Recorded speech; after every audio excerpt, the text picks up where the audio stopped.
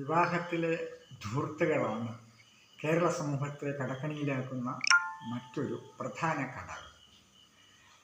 എല്ലാ സമൂഹങ്ങളിലും നിലനിൽക്കുന്ന മത്സര സ്വഭാവം പോലെ തന്നെ നമ്മുടെ സമൂഹത്തിൽ വിവാഹം സോഷ്യൽ സ്റ്റാറ്റസായി മാറിയിരിക്കുന്നു. അതിൻ്റെ ഒരു സിമ്പലായിട്ട് മാറിയിരിക്കുകയാണ്.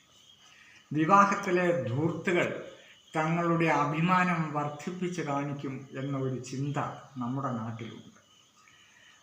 കണ്ണഞ്ചിപ്പിക്കുന്ന മഞ്ഞലോഹങ്ങൾ അവ ശരീരത്തിൽ വാരിപ്പൂശി നിൽക്കുന്ന മോഡലുകളെ മാതൃകയാക്കുമ്പോഴാണ് തങ്ങളുടെ പെൺകുട്ടികൾ സുന്ദരികളാകുന്നത് എന്ന് രക്ഷിതാക്കൾ തന്നെ ധരിക്കുന്നു.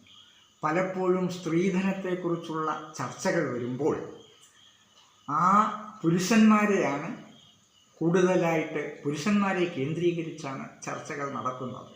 എന്നാൽ മഞ്ഞലോഹങ്ങളോടുള്ള യുവതികളുടെ അല്ലെങ്കിൽ നമ്മളുടെ സ്ത്രീകളുടെ ആ ഒരു ഭ്രമം അത് വിവാഹമണ്ഡപത്തിൽ കാണിക്കരുതെന്ന് പറയാൻ ധൈര്യമുള്ള എത്ര യുവതികളുണ്ട്.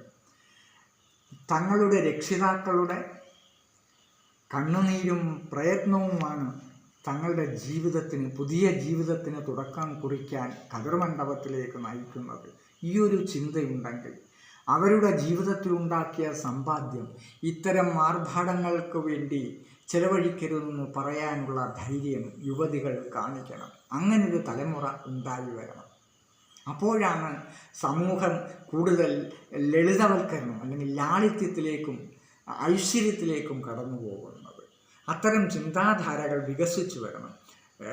നമ്മുടെ സമൂഹത്തിൽ വിദ്യാസമ്പന്നരായ യുവതികൾ പോലും ഇത്തരം ഫാഷൻ ഭ്രമങ്ങൾക്ക് പിന്നാലെ പോയിക്കൊണ്ടിരിക്കുന്നു എന്നതാണ് ദൗർഭാഗ്യകരമായ ഒരു സത്യം.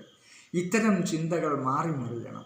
നാം നമ്മേക്കാൾ ഉയർന്നവരോട് താരതമ്യം ചെയ്യാതെ നമ്മേക്കാൾ താഴ്ന്നവരെ നോക്കുകയും അവരോട് സഹതാപം പ്രകടിപ്പിക്കുകയും ചെയ്യുന്ന ഒരു മനോഭാവം വളർന്നു വരുമ്പോൾ ഇത്തരം നമ്മുടെ ആർഭാടങ്ങളോടുള്ള ആ ഭ്രമം അവസാനിച്ചിരിക്കും.